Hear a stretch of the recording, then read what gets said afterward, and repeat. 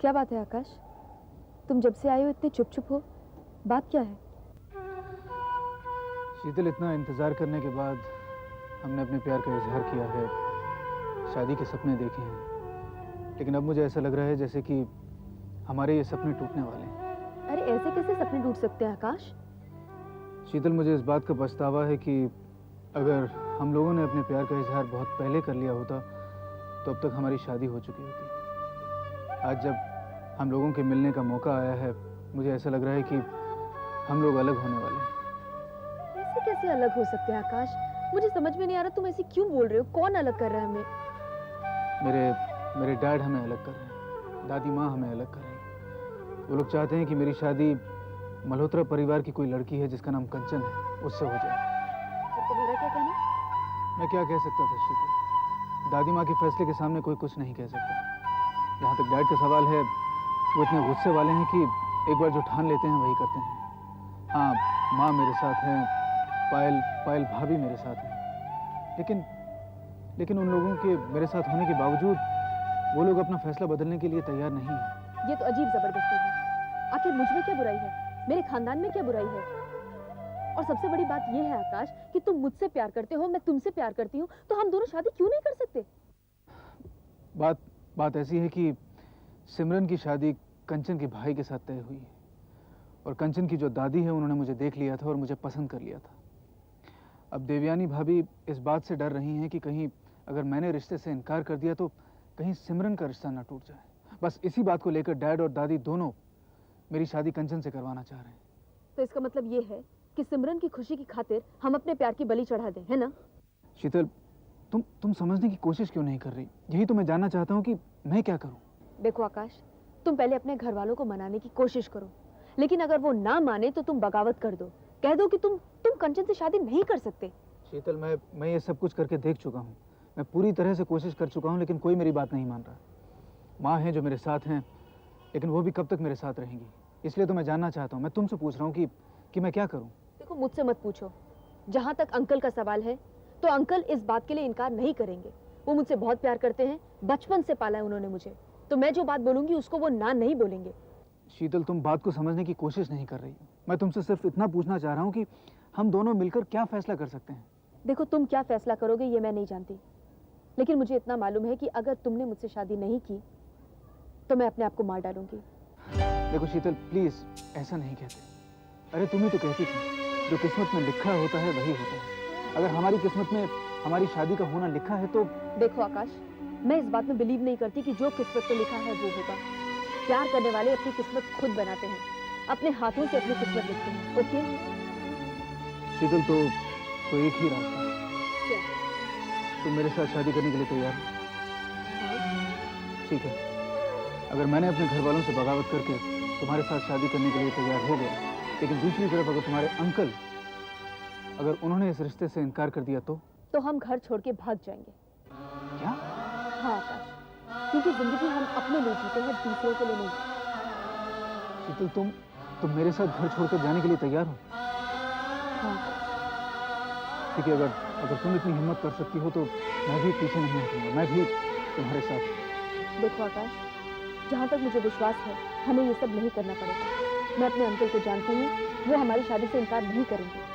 और जहाँ तक तुम्हारे घर वालों का सवाल है, अगर वो इस बात के लिए राजी नहीं होते हैं तो तुम बगावत कर दो और सीधा मेरे घर आ जाओ। अंकल हमारी शादी जरूर करवा देंगे, and I am sure about it. ठीक है, तुम ऐसा करो कि तुम अपने अंकल से बात करो। हाँ, मैं कुछ नहीं जानता। मैं ना सुनने का आदि नहीं हूं। मेरा ये काम हो जाना चाहिए, समझे? मैं कभी जिंदगी में हारा नहीं हूं। ये काम मेरा होना ही चाहिए। मेरा नाम महेश कुमार तूली है, समझे? हाँ। Hello uncle. बेटी, तुम कहाँ से आ रही हो? बस अंकल, अपने फ्रेंड के घर गई थी, अभी वापस आई हूँ। अच्छा। क्या बात है अंकल, आज आप बहुत गुस्से में हैं? नहीं बेटी, ये बिजनेस की बातें हैं, ये तो सब चलता ही रहता है। नहीं अंकल, आज आप कुछ ज्यादा ही गुस्से में हैं। नहीं बेटी, अपना तो एक उसूल है कि आदमी को अगर जीत पानी है तो चाहे जो भी कदम उठाना पड़े उसने उठाना चाहिए। खैर, मेरे गुस्से को छोड़ो। तुम अपनी बात बताओ, क्या बोलना चाहती हो? अंकल, अब मैं आपसे कैसे कहूँ? बेटा, मुझे ऐसा लग रहा है कि तुम मुझसे कुछ बात करना चाहती हो। बेटा, गुस्सा तो दुनिया वालों के लिए होता है। एक बाप अपने बेटे पर गुस्सा हो सकता है। बेटा, तुम्हारे पिताजी ने मरते वक्त तुम्हें मेरे हवाले किया था। तब से आज तक मैंने तुम्हें अपनी बेटी की तरह पाला है। बोलो बेटा, क्या कहना चाहती हो? अंकल, आप सचमुच मुझसे नाराज तो नहीं होंगे ना? नहीं नहीं, बिल्कुल नहीं, बोलो। देखिए अंकल, बचपन से आपने मेरी हर जिद को पूरा किया है, इसलिए आज मुझ में ये हिम्मत हो रही है कि मैं आपसे ये बात कह सकूं। अंकल, मेरा एक दोस्त है। हाँ। आकाश नाम है उसका। अच्छा। और अंकल वो मुझसे बहुत प्यार करता है। और तुम? अंकल, मैं भी। और अगर आपकी रजामंदी हो तो हम दोनों शादी करना चाहते हैं। आज तुम्हारी इतनी हिम्मत हो गई कि अपने अंकल के सामने अपनी शादी की बात कर रही हो? न जाने किस घटिया आदमी को पसंद करके रखा है। अंकल के पसंद की कोई कीमत ही नहीं। आज तुम्हारे इतने पर आ गए हैं और आज तुम इतनी बड़ी हो गई है कि जिंदगी के सारे फैसले तुम खुद कर रही हो। देखो, तुम्हारी शादी वही होगी जहां मैं चाहूंगा। जो लड़का मुझे पसंद होगा, और मैंने वो लड़का पसंद कर लिया है। अंकल। खामोश! मेरी पसंद का लड़का आकाश है। हाँ बेटे, मैं उससे तुम्हारी शादी की बात करना चाहता हूँ। बुला लाओ उसे, देखो तो सही कि वो मेरी बेटी के लायक है या नहीं। अंकल, आपने तो मुझे बिल्कुल डरा ही दिया था। अरे नहीं बेटा, मेरी भतीजी के लिए मैं तो सारी दुनिया की खुशियां निछावर कर देता हूँ। चाहे फिर वो फुटपाथ पर रहने वाला भी क्यों ना हो। मेरी भतीजी के साथ शादी करने के बाद कल वो बड़ा आदमी तो बन ही जाएगा ना। उसे बुला लाओ, मैं उससे तुम्हारी शादी की बात करना चाहता हूँ बेटा। Thank you uncle. It's all right. हाँ बेटा, मेरी बेटी ने मुझे तुम्हारे बारे में सब कुछ बता दिया है और इसने तुम्हें पसंद भी किया, इसलिए रिश्ता मुझे पसंद है। जा बेटा, कोई चाय नाश्ता का इंतजाम करो। हाँ, तो क्या करते हो तुम? जी, मैंने अभी अभी अपनी पढ़ाई ख़त्म की है और घर वाले नहीं चाह रहे थे कि मैं नौकरी करूं। वो चाहते हैं कि मैं अपने घर के बिजनेस में सेट हो जाऊं। ओह, बड़े ऊंचे ख्याल के लोग हैं। सुनकर बड़ी खुशी हुई। अच्छा ये बताइए कि अभी घर वालों का कोई अलग से कोई बिजनेस वगैरह है कि नहीं? बिजनेस था, लेकिन फिलहाल तो ख़त्म हो गया है और घर वाले बिजनेस को फिर से सेट करने की कोशिश कर रहे हैं। अच्छा अच्छा, कौन कौन रहते तुम्हारे घर में? जी, घर में मेरे डैड हैं, मेरी मॉम हैं, उनके अलावा 2 चाचा चाची हैं, दादाजी हैं और उनकी माँ हैं। देखो बेटा, सबसे पहली बात तो यह है कि मैंने ये सोच रखा था कि मैं अपनी बेटी की शादी ऐसे घर में करूंगा जहां इकलौता बेटा हो, छोटा घर हो, ताकि मेरी बेटी को सारी खुशियां मिल सकें।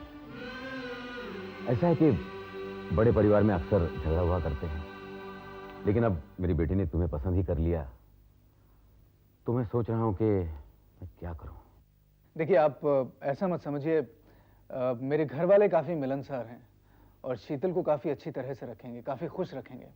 और शीतल तो उन लोगों को काफ़ी अरसे से जानती है, पिछले 1 साल से वो हमारे घर पे आती रही है। अच्छा।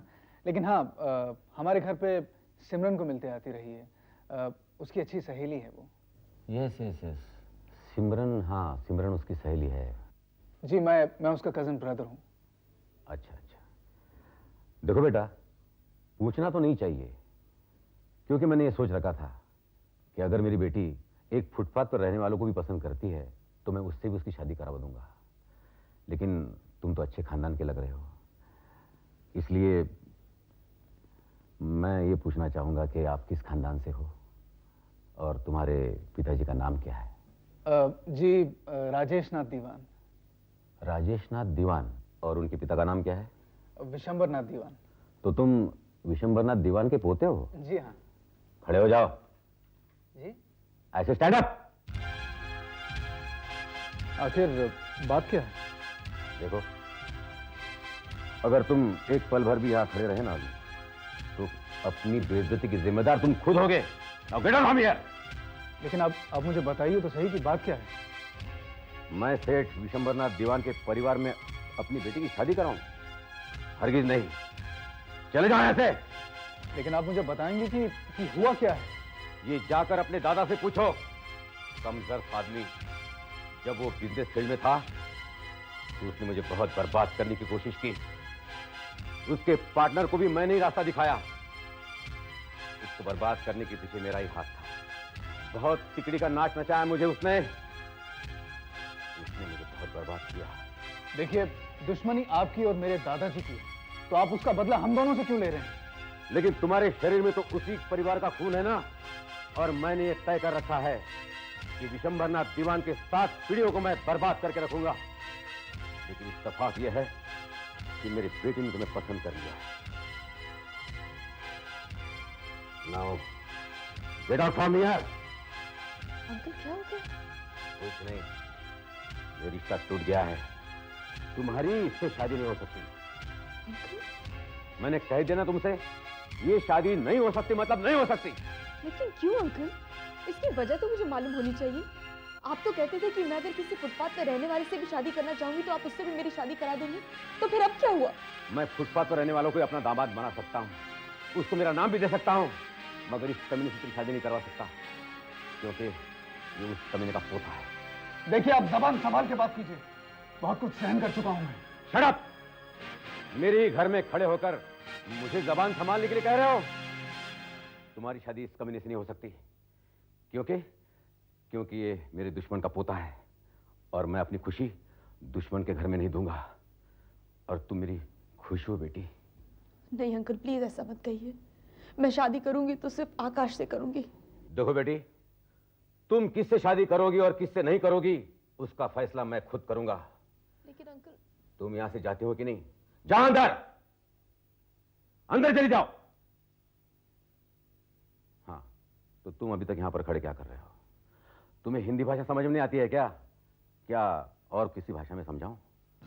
महेश कुमार तुली, दो प्यार करने वालों को तुम कभी अलग नहीं कर सकते। दो प्यार करने वालों को दुनिया में कोई जुदा नहीं कर सकता। देखो बेटा, ये फिल्मी डायलॉग मत मारो। अरे ये कोई फिल्म नहीं है, हकीकत है। अरे महेश कुमार तुली ने तो बड़े बड़े घमंडियों को ठीक कर दिया है। तू क्या और तेरी औकात क्या? तुम भी यही हो और मैं भी यही हूं। मैं भी देखता हूं कि तुम हम दोनों को कैसे अलग कर सकते हो। भिखारी की औलाद। यार ये तो बहुत बुरा हुआ। तू ठीक कह रहा था, बड़ों के झगड़ों में बच्चे क्यों भुगते हैं? यही तो मेरी समझ में नहीं आ रहा। दादाजी के नाम से ही उसे चढ़े। अब क्या करें? ये तो मैं भी नहीं जानता, लेकिन कोई ना कोई अड़चन हम दोनों के बीच में जरूर आ रही है। अब तो मुझे नहीं लगता कि हम लोग मिल भी पाएंगे। चुप कर बेवकूफ, मैं हूं ना तेरे साथ। ऐसे कैसे एक नहीं होंगे? प्यार करने वाले कभी डरते नहीं हैं, आखिरी दम तक लड़ते हैं। और तुझे भी तेरे प्यार को पाने के लिए आखिरी दम तक लड़ना होगा। तू फिक्र क्यों करता है? मैं हूं ना तेरे साथ। मैं ढाल की तरह तेरे सामने खड़ा रहूंगा। चाहे कोई भी रुकावटें आए, अड़चने आए, मैं सामना करूंगा उनका। लेकिन उसका चाचा तो मुझे उससे मिलने भी नहीं दे रहा। अरे ऐसे कैसे मिलने नहीं देगा? आंधी तूफान भी आ जाए, प्यार करने वालों को कोई भी नहीं रोक सकता। फोन लगा उसको। अरे लगाना फोन।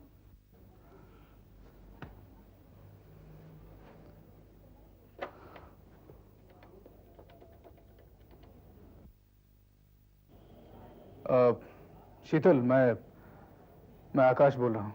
आकाश प्लीज मुझे यहाँ से ले जाओ, मैं यहाँ नहीं रहना चाहती। अगर तुमने मेरे साथ शादी नहीं की ना तो मैं मर जाऊंगी। आकाश देखो शीतल, ऐसा नहीं कहना। हम दोनों को कोई जुदा नहीं कर पाएगा। मैं तुम्हें बहुत जल्द वहां से निकाल कर ले जाऊंगा। आकाश, मैं तुम्हारी कसम खाती हूँ, अगर तुम मुझे यहाँ से नहीं लेके गए तो मैं आत्महत्या कर लूंगी। फिर ढूंढते रहना हमेशा। नहीं शीतल, देखो ऐसा नहीं कहना प्लीज। मैं वैसे ही सोच रहा हूँ कि मुझे कौन सा कदम उठाना चाहिए। मैं तुम्हें फोन करूंगा शीतल, और जब तक मैं तुम्हें फोन ना करूं तब तक तुम अपने चाचा से भी बात नहीं करोगे, और कोई भी गलत कदम भी नहीं उठाना। मेरी बात को ध्यान से सुनो शीतल। हम दोनों को कोई अलग नहीं कर पाएगा। मैं तुम्हें बहुत जल्द लेने आऊंगा, बहुत जल्द।